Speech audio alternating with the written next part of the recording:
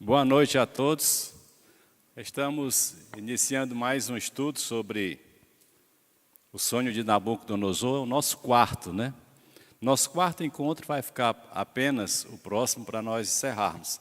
E eu gostaria de que você que está assistindo procurasse aí convidar outras pessoas para se fazerem presente e rapidamente você vai aí nos seus contatos e convida. Hoje nós estaremos comentando algumas coisas sobre o metal de ferro, a parte de ferro da estátua do sonho de Nabucodonosor. Mas nós vamos iniciar fazendo uma oração e que Deus esteja à frente desse momento, que Deus esteja nos abençoando. Pai, nós louvamos o Teu nome, muito obrigado, Senhor Deus, por mais esse dia, por estarmos aqui na Tua casa, por podermos estar estudando a Tua palavra, Pai. Que nós possamos aprender, que o Senhor traga revelação, que o Teu Espírito Santo abra os nossos olhos para que possamos enxergar tudo que tem se passado, e como o Senhor tem agido nesta terra, Pai. Assim nós te oramos e te bendizemos em nome de Jesus. Amém? Você pode ir participando aqui, pode estar dando seu boa noite, convidando aqui outras pessoas, né? Nesse primeiro momento, aqui a gente tem bastante tempo. Hoje o irmão Nonato está conosco também. Na quarta-feira ele não pôde estar presente, estava em casa se recuperando, mas hoje ele está aqui para fazer inúmeras perguntas, veio todo preparado, trouxe o material, e isso é bom. Durante esses 3 encontros que passaram, nós pudemos ver muita coisa de história, muita coisa bíblica provando a veracidade e a seriedade da Bíblia, porque a Bíblia também ela está inserida na história. E hoje nós vamos dar uma avançada na história, falando do quarto metal, né, do sonho de Nabucodonosor, da estátua, que foi dividido em 4 partes. As pessoas, quando comentam a respeito do sonho de Nabucodonosor, eles mencionam 5 partes, né? Mas, na verdade, você vai encontrar apenas 4 metais. Então, são 4 partes.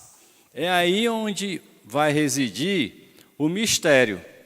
Porque, enquanto muitos estão procurando desvendar sobre tudo que aconteceu e como há de se proceder as palavras proféticas, como elas vão se desenvolver para esses dias, a própria estátua ela já nos dá uma sinalização muito forte de como isso procede. Mas nós vamos inserindo os contextos na história e isso vai clareando a nossa mente, né?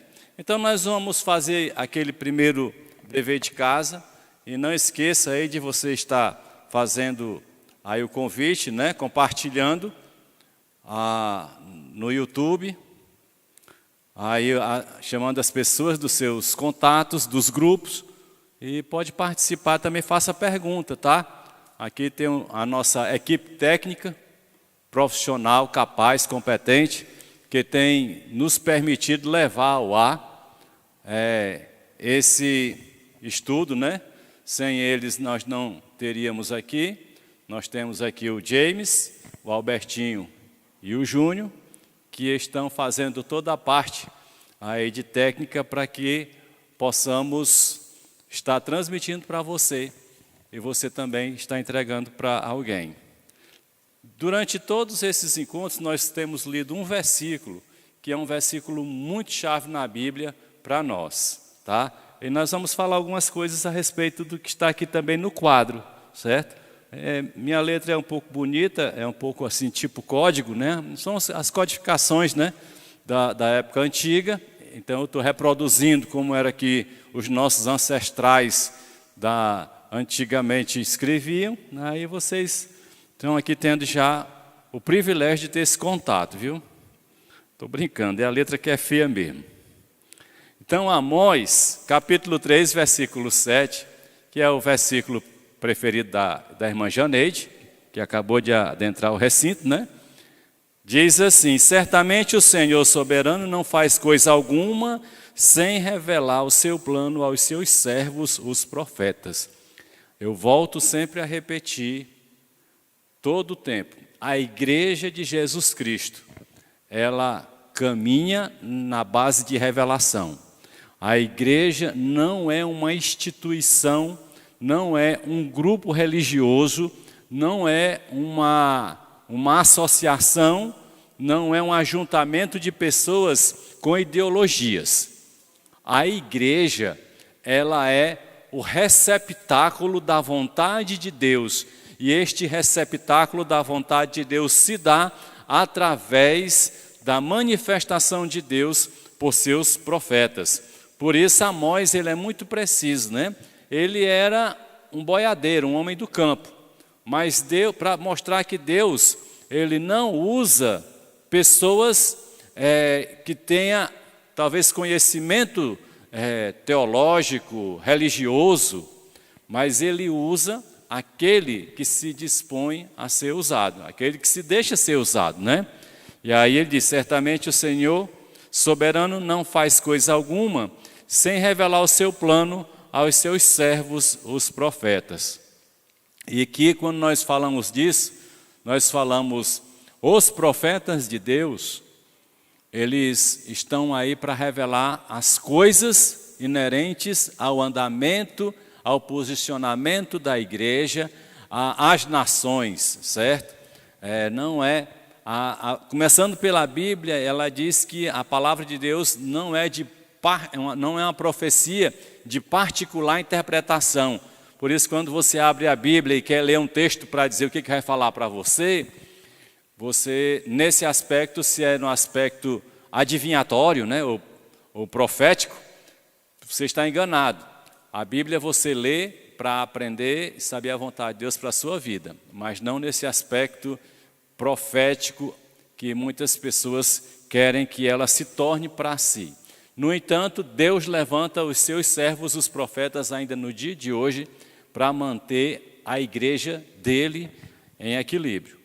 Aí nós lemos sempre agora também Apocalipse 1, 10 e 11, porque fala que no dia do Senhor achei-me no Espírito e ouvi por trás de mim uma voz forte, como de trombeta, que dizia: escreva num livro que você vê e envia a estas 7 igrejas, Éfeso, Esmirna, Pérgamo, Tiatira, Sardes, Filadélfia e Laodiceia. Elas têm muito a ver com o final da estátua, tá? Aí a gente já vai demonstrando isso para que você comece a usar um desconfiômetro, certo? Você ora, vai lendo e vai se aprofundando.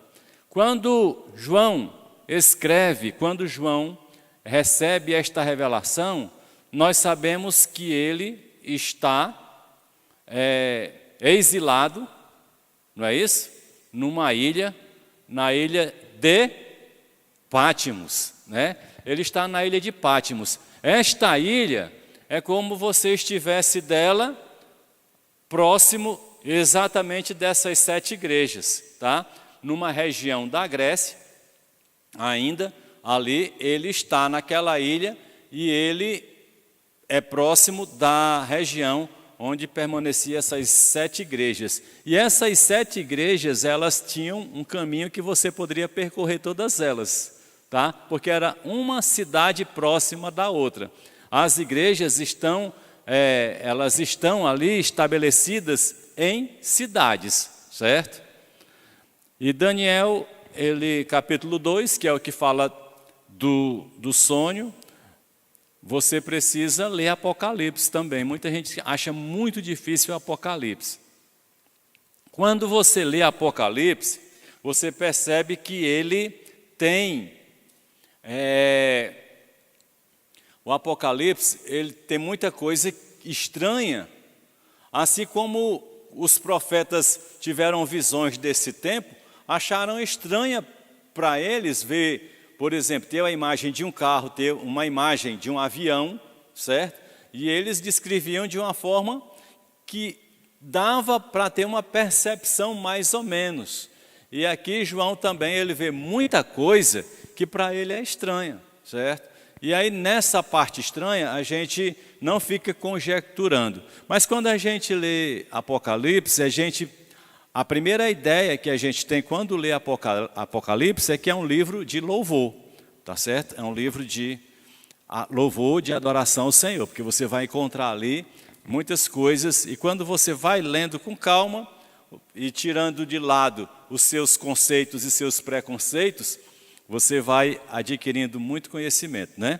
Então ele diz assim: no segundo ano do seu reinado, Nabucodonosor teve um sonho, sua mente ficou tão perturbada que ele não conseguia dormir. Versículo 28, Daniel responde: existe um Deus nos céus que revela os mistérios. Ele mostrou ao rei Nabucodonosor o que acontecerá nos últimos dias. O sonho e as visões passaram por tua mente quando estava deitado, foram os seguintes. Aí começa a desenrolar a respeito do sonho. Versículo 32, a cabeça da estátua era feita de ouro puro, nós já vimos. O peito e o braço era de prata, nós vimos. O ventre e os quadris, o ventre, essa região que vai até os quadris, tá? Toda a região aqui do ser humano, né? De bronze, certo? Note bem, ele fala as pernas.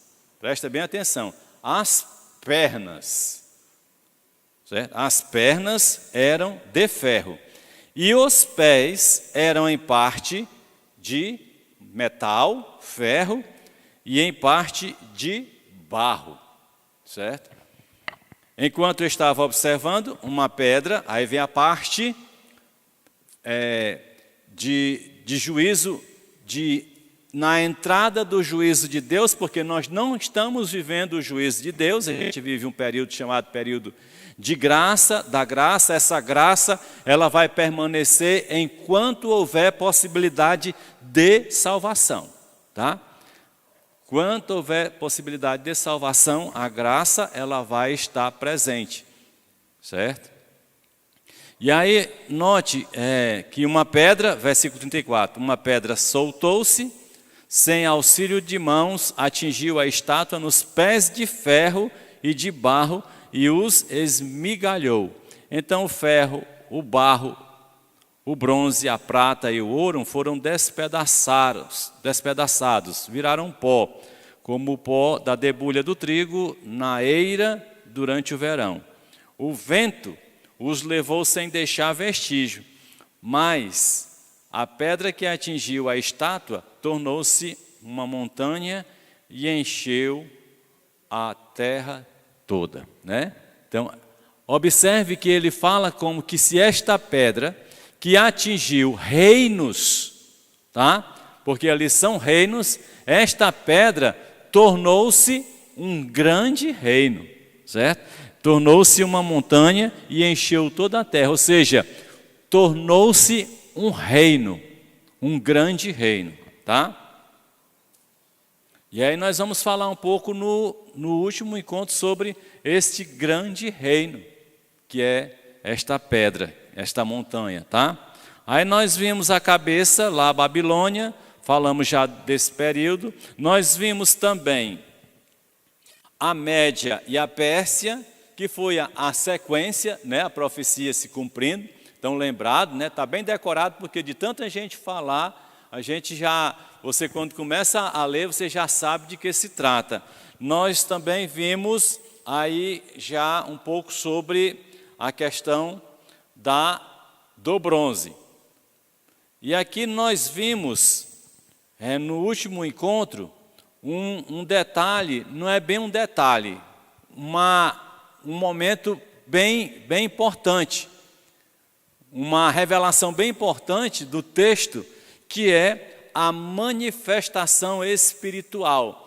Por trás de todas as coisas que acontecem no mundo material, existe uma ação espiritual, existe um mover espiritual. É por isso que nós precisamos estar bem atentos, né? Porque a gente está muito preocupado, nós nos preocupamos muito com as nações.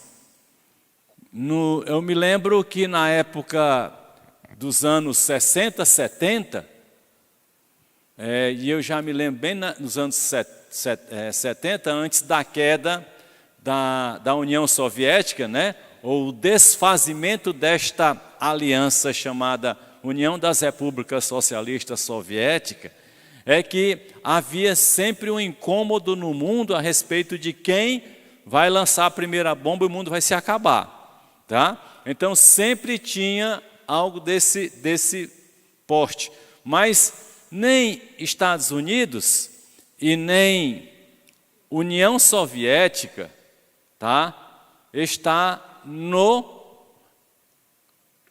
sonho de Nabucodonosor. Aí eu estou adiantando já algo para você começar a perceber aí no desconfiômetro que nenhum nem no outro está presente no sonho de Nabucodonosor, porque o sonho do Nabucodonosor termina com ferro. Não termina com outro tipo de metal. Porque só tem esses 4, né? Tá ok? Aí nós vimos isso, e no versículo 2, não comi nada saboroso, carne e vinho nem provei, não usei, estou no capítulo 10. Não usei nenhuma fragrância perfumada, até se passarem as 3 semanas. No 24º dia do 1º mês, estava eu de pé, junto à margem do rio, o Tigre. Note que aqui nós encontramos também 2 rios que estão desde o princípio e eles vêm desaguando, né? Eles vêm correndo suas águas até esse momento, e nós vamos encontrar também esses rios chegando lá no Apocalipse. É impressionante. Nós vamos encontrar o Eufrates e nós vamos encontrar o Tigre. Eles vão até lá, viu? Porque eles fazem parte desta história como um todo, tá? Eles estão ali presentes, viu? Aí continuando aqui, versículo 7 diz: somente eu, Daniel, vi a visão, os que me acompanhavam nada viram, mas apoderou-se deles tanto pavor que eles fugiram e se esconderam. Assim fiquei sozinho, olhando para aquela grande visão. Fiquei sem forças, muito pálido e quase desfaleci. Então, eu o ouvi falando, e ao ouvi-lo, caí prostrado, rosto em terra, e perdi os sentidos. É que quando a gente vê um ser espiritual, a gente toma um choque porque nós não estamos preparados para ver aquilo que a nossa mente não foi preparada para estar vendo. Certo? Por isso que as pessoas, quando querem ver anjo, pedem a Deus para ver anjo, mas elas ficam apavoradas se vê um anjo, elas vão correr, né? Certo? Os anjos, eles aparecem. Eles aparecem em várias formas, como a própria Bíblia diz. Quando você lê lá em Hebreus, no capítulo 1, ele vai falar sobre isso, né? As formas que muitas vezes os anjos se aparecem, mas o anjo também pode, em determinado momento, se aparecer exatamente corporificado como um ser humano, tá?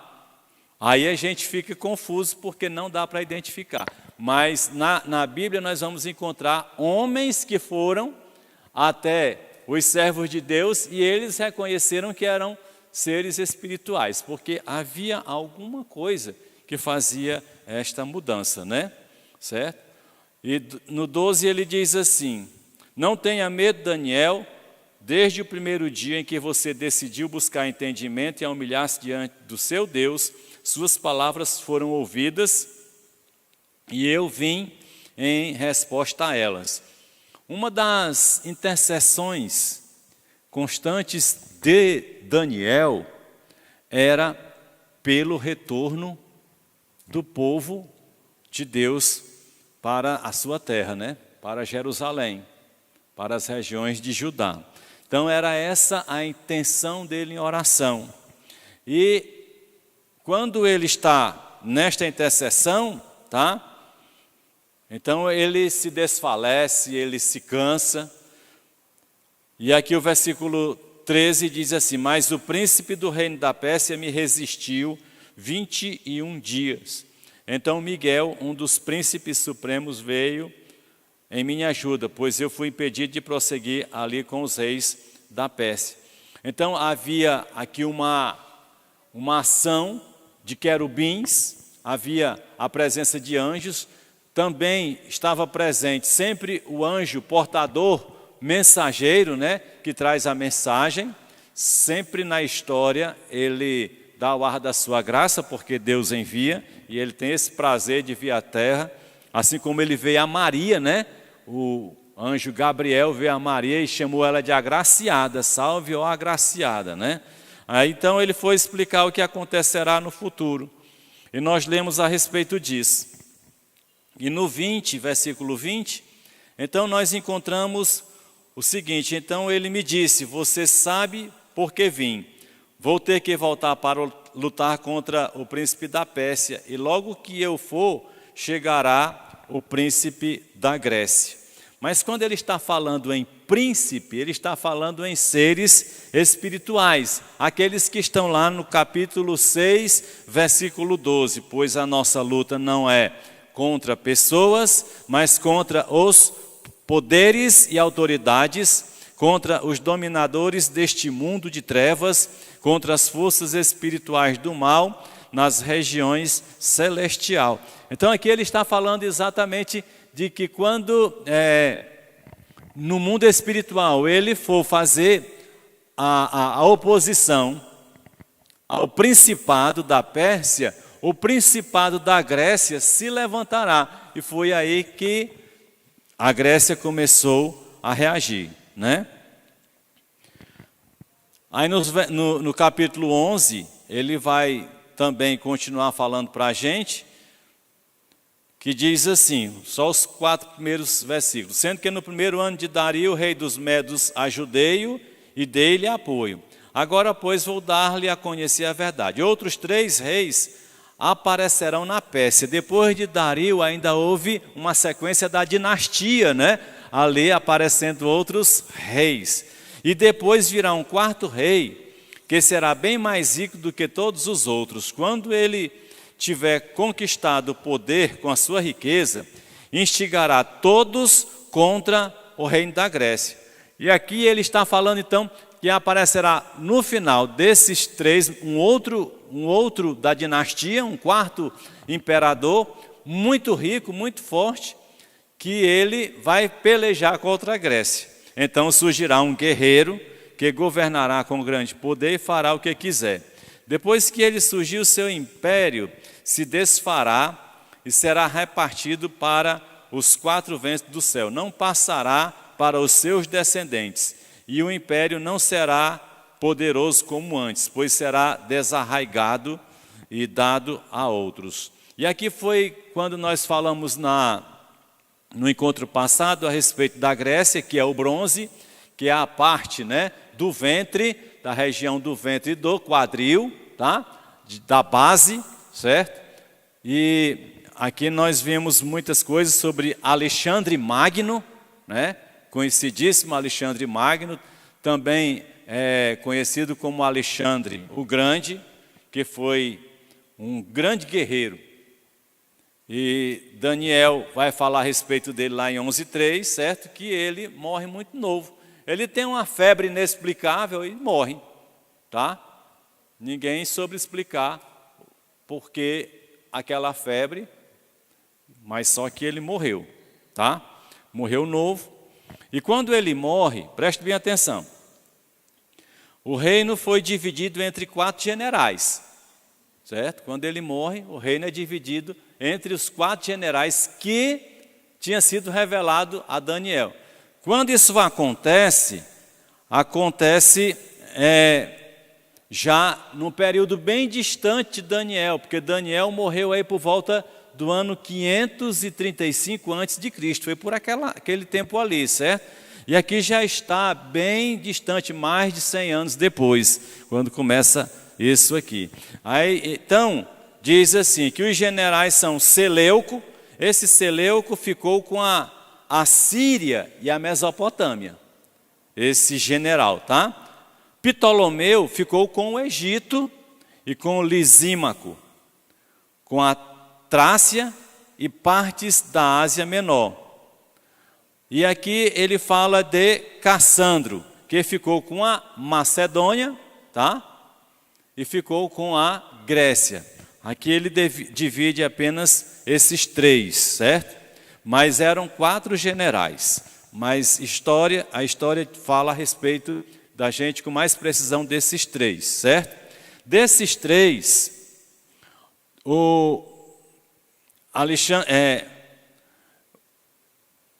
no Egito, Macedônia, Síria, e a intenção principal de Daniel era falar no Império de Alexandre do nascimento de um povo chamado Seleucidas, tá? Também você pode ver isso, pode ver nos mapas, né, na história. E o rei Antíoco Epífanes, tá?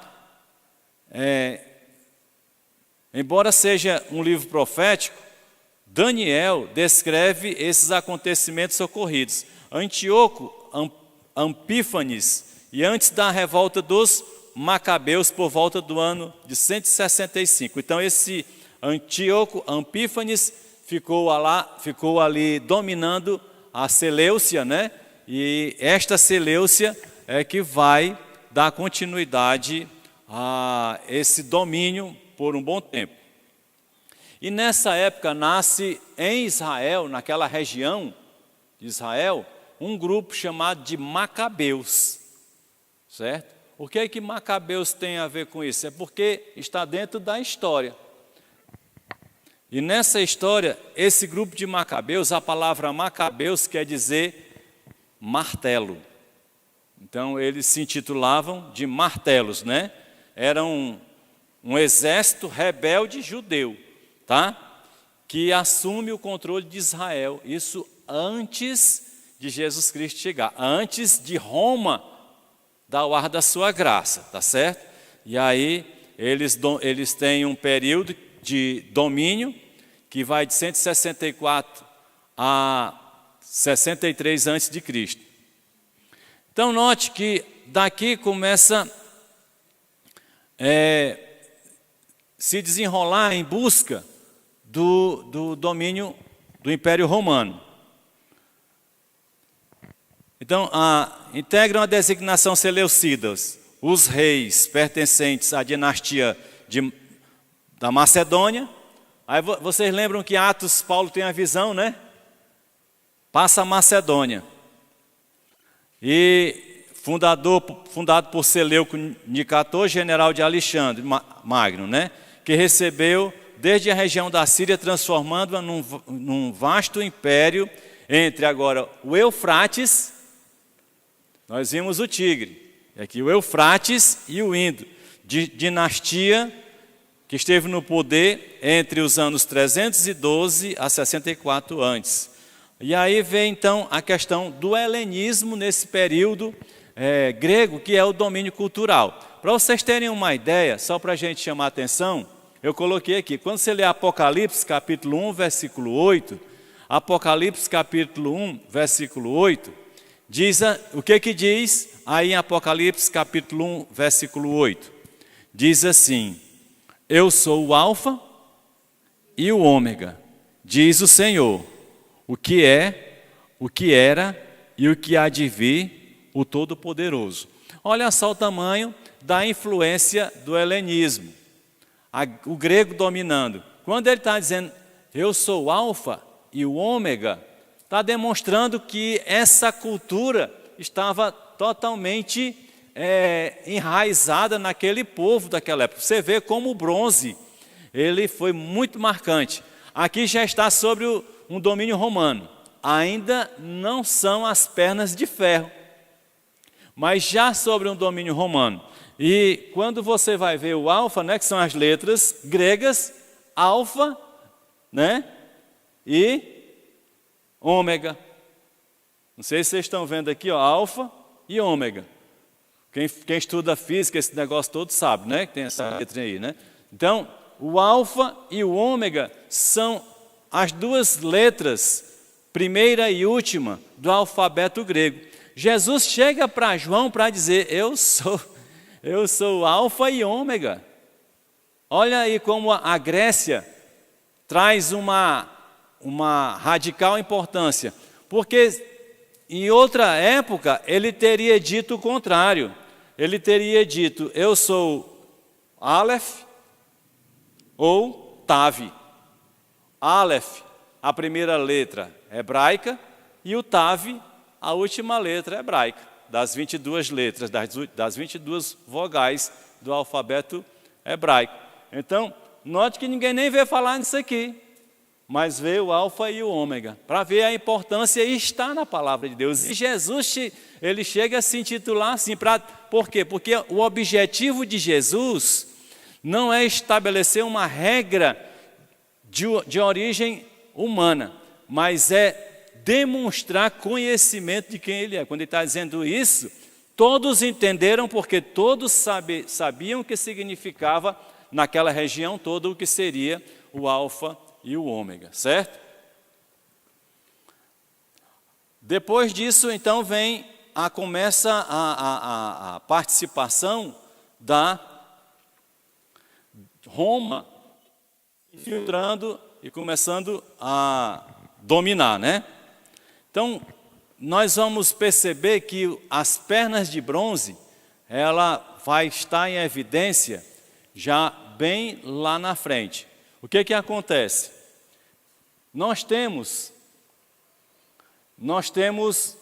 aqui, Roma foi fundada no ano 753, certo? Roma passou a existir 753 a.C., ou seja, lá pelo período do profeta Isaías, Roma ele está sendo fundada, lá naqueles idos lá de Isaías, Roma está sendo fundada. Roma se torna, assim como a Grécia se tornou um grande dominador do bronze para fazer utensílios, armas e tudo mais, o que começou a desenvolver Roma foi a habilidade de criar estradas. Eles estavam fazendo estradas e começando a cobrar pedágio. Por que você acha que tem pedágio no Brasil? É porque saiu assim, já vem lá daquele tempo antigo. Eles faziam estradas e cobravam pedágio e iam se desenvolvendo, né? Aí Daniel no meio morre. Observa que Jesus Cristo nasce entre 7 a 4, não é 4 a 7, 7 a 4 antes dele, né? 7 anos a 4 anos, ele não nasce no ano 0, né? Existe aí uma conta que a gente precisa fazer. E Jesus vai falecer exatamente em 26 a 28 antes dele, certo? É por aí que Jesus está. Agora, eu queria trazer uma curiosidade para vocês, que Daniel não vai falar sobre isso, porque Daniel está falando de reinos, e ele vai apontar para Jesus Cristo apenas quando do céu uma pedra é tirada. Ele só vai apontar para Jesus Cristo ali. Mas Jesus Cristo fez toda uma preparação, certo? Não, perdão, aqui é depois,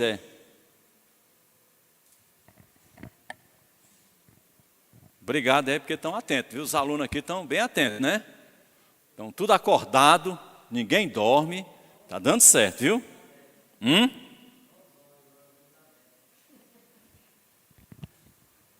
Então, descer depois de Cristo, certo? Aí aqui, olha, entenda uma coisa, dentro desse período que Roma assume, que Roma vai de 753, ele vai até 476, tá? as pernas vão parar de funcionar aqui, viu? Vai dar uma paralisia aqui. No ano 476, note que esse período todinho, tá? Mas no período real de domínio do Império Romano, foram cerca de 500 anos, tá? 500 anos que Roma dominou, o Império Romano dominou, e só lá pelo ano 300, lá pelo quarto século, é que as pernas se tornaram evidentes do sonho, certo? Aí, aqui nós encontramos então Jesus, né? E eu queria falar então o seguinte, que desse período aqui, que vai de 753 até aqui, a Bíblia ela tem um momento de silêncio, de 400 anos. Há um silêncio de Malaquias, tá? De Malaquias a Marcos. 400 anos. Porque o primeiro livro do Novo Testamento, que foi escrito e que deu a base para os outros dois serem escritos, foi o de Marcos. Marcos, ele animou Mateus e João a escreverem também, certo? Mas Marcos foi o primeiro livro que foi escrito. Aí então, observe o seguinte, que de Malaquias a Marcos foi em torno de 400 anos de silêncio. Não havia profecia, não havia nada, mas o povo estava ali, a lei estava ali, certo? O Império Romano estava dominando, a história estava se desenvolvendo. Ela nunca deixou de se desenvolver. Aí você vai encontrar aqui, ó, João Batista, em Malaquias 3:1, é um profeta que foi enviado, né? Foi aquele que veio para preparar o caminho para Jesus Cristo. Foi ou não foi? Foi ou não? Foi, né? Muito bem, muitos alunos aqui estão dizendo que foi, né? Então, observe que João Batista está lá em Malaquias 3:1. Dá para colocar aí. Enviarei o meu mensageiro que preparará o caminho diante de mim. E então, de repente, o Senhor que vocês buscam virá para o seu templo. Tá? Aqui está falando de João Batista. Esta mensagem, quando ele diz enviarei o meu mensageiro, ficou esperando 400 anos. Nós temos uma ideia, uma noção de tempo de acordo com o tempo de vida da gente. Então a gente é apressado para as coisas. Mas Deus, ele não tem essa pressa que nós. Ele faz dentro do seu tempo. Tá certo? Aí vem o quê? João Batista prepara o caminho para Jesus Cristo. Jesus Cristo também é chamado de profeta. Não é? É não? É sim, ele é chamado de profeta também. Então, mas ele é um profeta especial, porque ele é o verbo que se fez carne, é o Deus que se encarnou. Então ele é chamado de sumo sacerdote, de o apóstolo, é chamado também de o nosso supremo pastor, né? Mas também é chamado de profeta. E, na regra geral, é chamado de mestre, porque a base de Jesus não era a pregação da palavra, mas o ensino de como deveríamos nos comportar para Deus. Então era o ensino da palavra. Aí vem Jesus, vem João, prepara para Jesus, Jesus sai e não é coincidência, dentro desse preparo, que não aparece no sonho de Nabucodonosor, mas é Deus agindo, vem o chamado apóstolo Paulo, que em Atos 13:1 diz que na igreja de Antioquia havia mestres e profetas. E lá no final, Saulo é chamado de profeta, certo? Há algumas, só a título de curiosidade, muita gente o nome dele era Saulo, mas quando ele se converteu, aí ele mudou o nome para Paulo. Não há essa evidência. A evidência que tem é que o nome Saulo é o nome que é dado para ele provavelmente pelo nome romano e Paulo pelo nome hebraico. Tá? Então não é que ele mudou de nome não, porque muita gente, Paulo mudou, também vou mudar, né? Não tem nada a ver não, é porque é uma questão de como era chamado de acordo com a língua, tá certo? Aí pelo romano ele era Saulo e Paulo pelo hebraico. Mas quem foi Paulo? Ele, quer queira, quer não, foi o que deu a continuidade. A gente encontra os apóstolos de Jesus que acompanharam Jesus o tempo todo, não é? Fizeram a sua parte. Basta a gente ver João aqui, né? Mas Saulo, ele avançou, porque Saulo, ele tinha cidadania romana, então ele era aquele que ia ter abertura para chegar exatamente nas pernas de ferro, certo? Paulo, ele morreu, ele foi executado em Roma, provavelmente decapitado, né? E ali então estava sendo já delineado as pernas de ferro, porque era a continuidade do sonho de Nabucodonosor.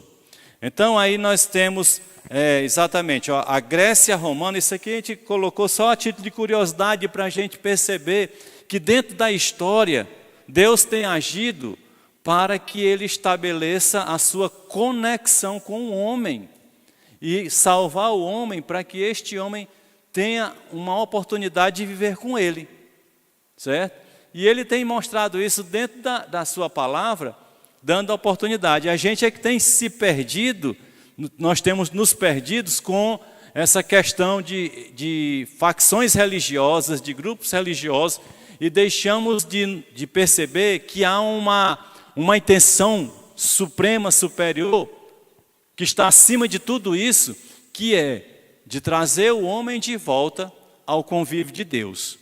Tá? Enquanto isso a gente fica discutindo religião ou discutindo isso e não nos aproximamos de Deus. Né? E às vezes aqueles mais ferrenhos que falam defendendo suas teses, base religiosa, são os que estão mais distantes de Deus. Então a gente precisa ter esse cuidado.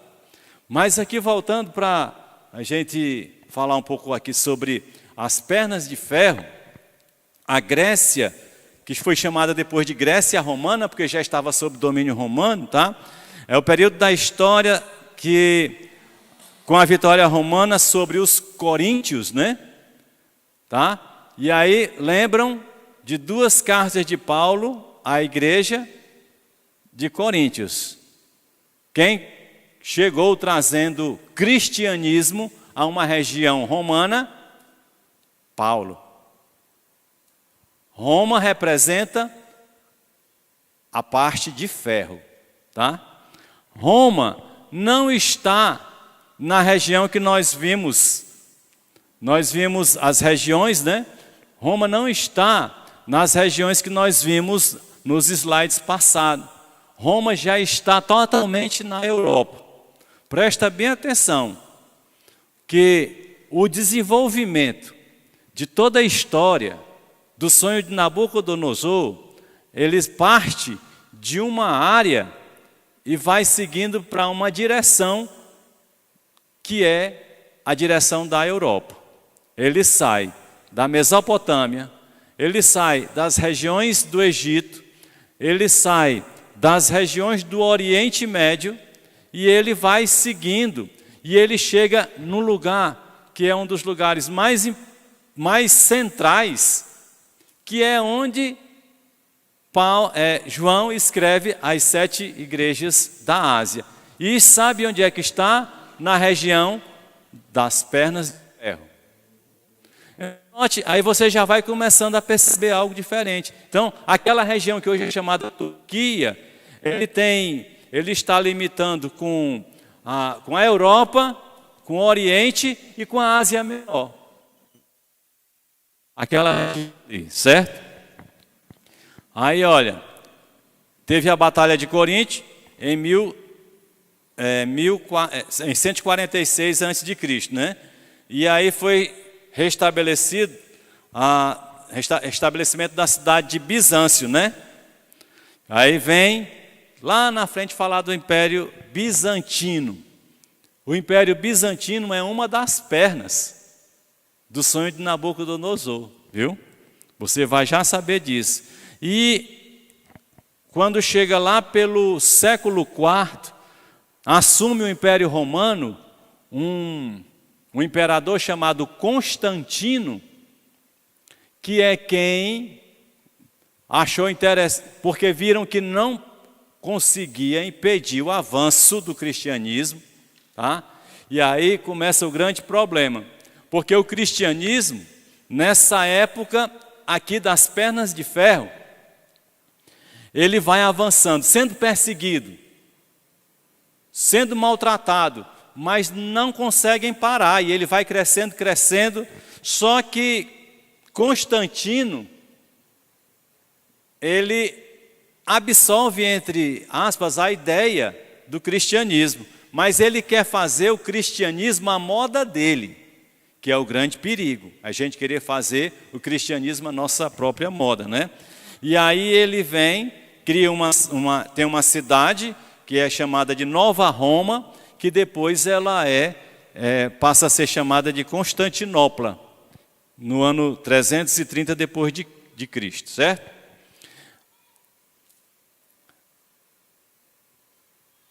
Algumas cidades gregas conseguiram manter a independência parcial e evitar a tributação. As ilhas do Mar Egeu foram adicionadas a este território no ano 133 a.C. Atenas e outras cidades gregas se rebelaram em 88 a.C. e a península foi esmagada pelo general romano Sila. As guerras civis romanas devastaram mais a região até o imperador Augusto organizar a península como província da Acaia, tá? Então, Acaia, Macedônia, você vê tudo no livro de Atos, não é? Coríntio, você vê no livro de Atos. E o evangelho avançando, tá?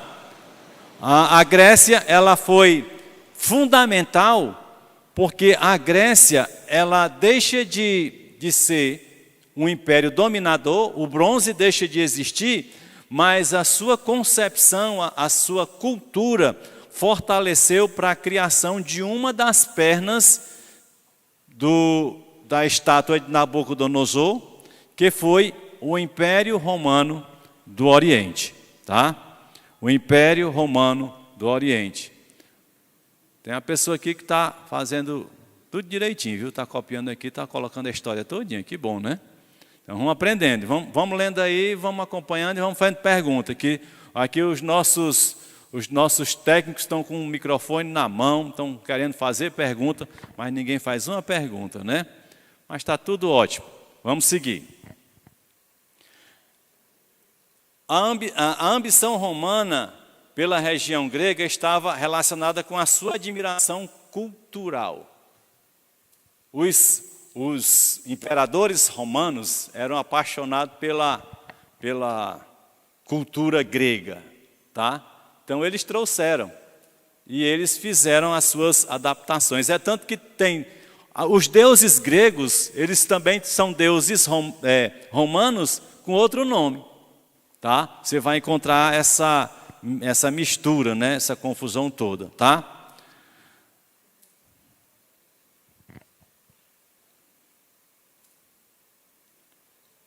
Passado esse tempo, nós vamos observar agora um detalhe. Aqui nós já vimos ali, vimos aqui e tal.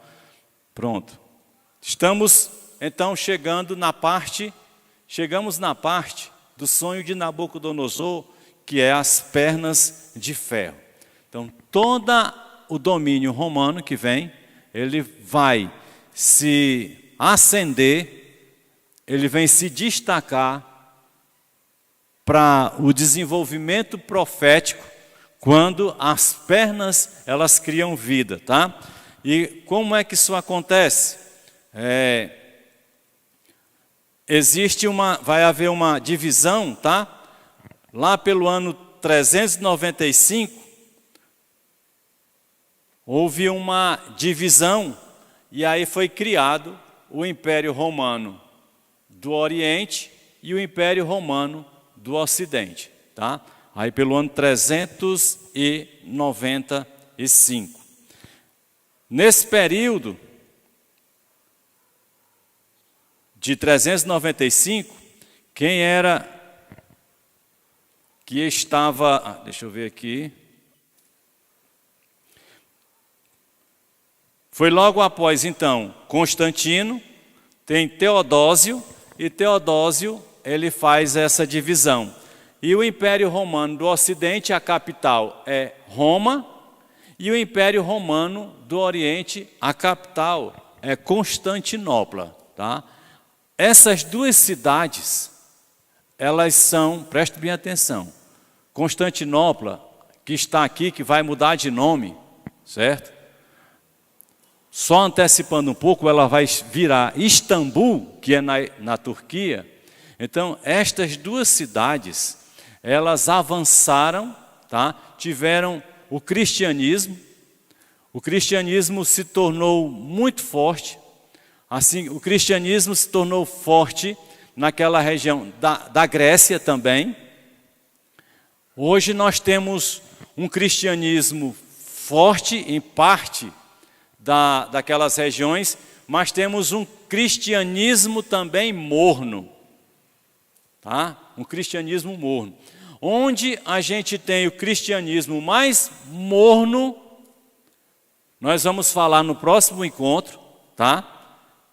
Porque há uma sequência do ferro, né? E nós vamos perceber aonde o cristianismo está mais morno, mas também aonde o cristianismo ficou mais rico.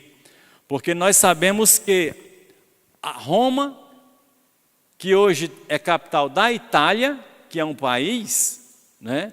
Existe a sede da maior religião do mundo, que também é a religião mais rica do mundo, certo? Eu não estou aqui para atacar nenhuma religião, mas é pelo fato de nós observarmos que tudo isso está gerando toda uma preparação para algo que vai acontecer nesta terra, muito grande, porque Daniel, quando ele revela o sonho de Nabucodonosor, a revelação que Deus traz para ele é que Daniel está vendo até o final dos tempos, tá? Então note, o sonho termina com o ferro. E aí nós vamos ver no próximo encontro. Mas aqui nós já percebemos algumas coisas, né? Então, olha, a Roma Antiga foi uma civilização itálica que surgiu no século VIII a.C., localizada ao longo do mar Mediterrâneo e centrada na cidade de Roma, na Península Itálica, que hoje é Itália, né? A gente chama de Itália, né? Expandiu-se para se tornar um grande império. Falamos sobre a fundação dessa cidade, 753, né? Antes de Cristo. E ela tem como religião o politeísmo grego e romano, mas também o cristianismo romano após o ano 392, certo? Depois do ano 392, o cristianismo começou a ser também romano. O grande perigo quando o Estado intervém ou mistura com a religião é porque há um conflito de interesse. Porque o interesse da Bíblia é levar o homem à redenção a Cristo. O interesse do Estado é se perpetuar no poder, custe o que custar. Não é só no Brasil, não, né? A gente, rapaz, o sujeito está aí há 4, 5 mandatos, não quer mais sair de jeito nenhum, quer voltar. Por quê? Porque ele todo o Estado ele quer se perpetuar aqui na terra. Então, quando você pega uma religião como pegou, a religião cristã, o cristianismo, que era uma religião que crescia, que o povo buscava a Deus, né? E aí então traz para o Estado, torna ele nobre, e os nobres, eles querem fazer da religião, você pode ver isso, pessoas que têm muito poder financeiro, dificilmente eles querem se submeter ao que a palavra diz, aonde ele está. Ele quer dizer como é que é para ser. Então isso é um reflexo do que acontece em todo lugar.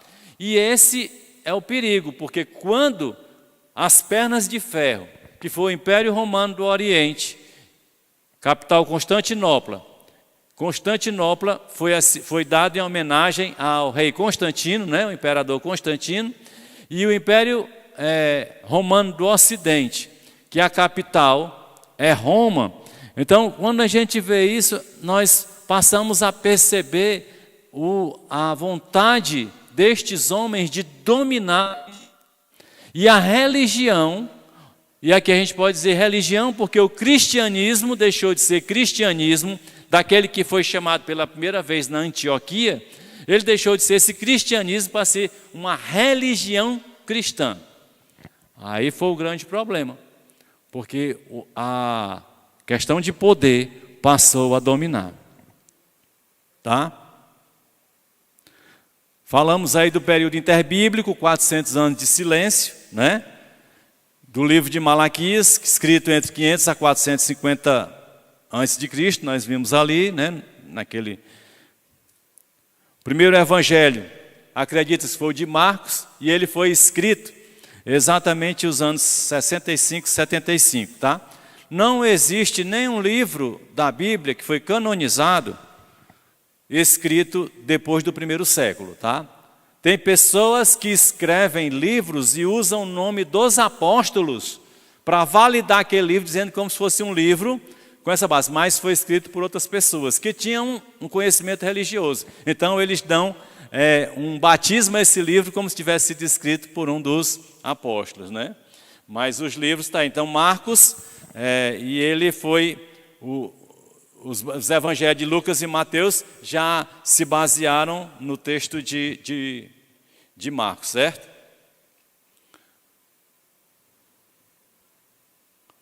E então aqui o imperador Teodósio estabeleceu em 395 a divisão, tá? E quando chega no ano 476 depois de Cristo, as pernas da estátua de Nabucodonosor acaba. 476 anos depois de Cristo, no 5º século. Então nós já estamos há mais de 15 séculos, né? Esse foi o maior período de domínio de um povo, que foi quase meio século, cerca de 500 anos de domínio. Desses 4 que nós vimos, o Império Romano foi o que teve mais tempo. Durou cerca de 500 anos, tá? Então nós estamos agora num período de continuidade. Você pode perceber o seguinte, quando for na próxima quarta-feira, nós vamos fechar esse estudo, certo? Como é complexo, porque nós estamos falando de coisas que é preciso analisarmos por todos os ângulos para a gente ter uma conclusão fiel e a gente não transformar isso em uma palavra herética, porque nós estamos falando agora de um desenvolvimento profético em que nós não tivemos a oportunidade de testar as profecias. Mas nós estamos vivendo uma época que nós podemos perceber o que significa os pés, e não são os dedos. Antigamente o pessoal só dizia assim, eram os dedos dos pés que era misturado com ferro e barro. Mas, lendo a palavra, nós vamos ver que são os pés e os dedos, que são de ferro misturado com barro. Você vai dormir hoje à noite pensando como você vai misturar barro com ferro para poder você nos dizer, tá bom? eu agradeço a participação de todos. Vocês participaram bastante hoje, fizeram muitas perguntas, muito bem, né? Foi muito bom. A vocês também que estão aqui no nosso canal do YouTube, né? Tem alguns que já desistiram, mas você repassa. Isso aqui é um estudo. Isso aqui é para você pegar a Bíblia e ler e sair pesquisando. Não é para você ouvir o que eu estou dizendo e dizer, é isso mesmo, tá? Isso aqui é um estudo. Então, desperta e vai estudar, vai pesquisar, vai analisar esses nortes que nós estamos falando aqui e ver se eles são reais.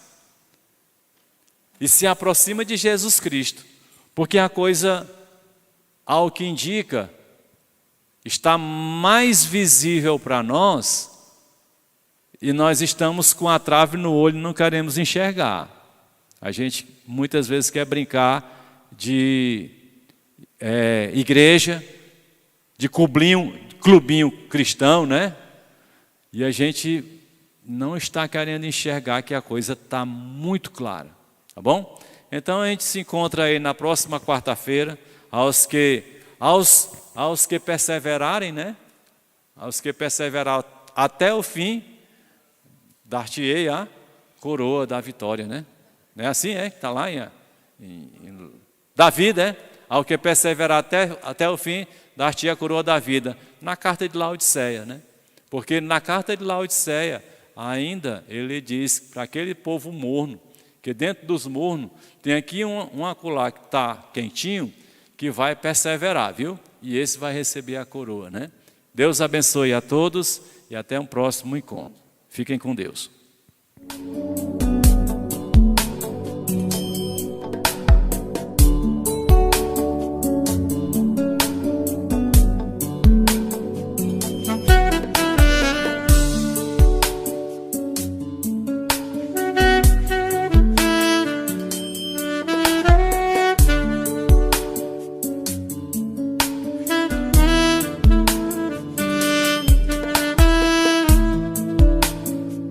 Thank you.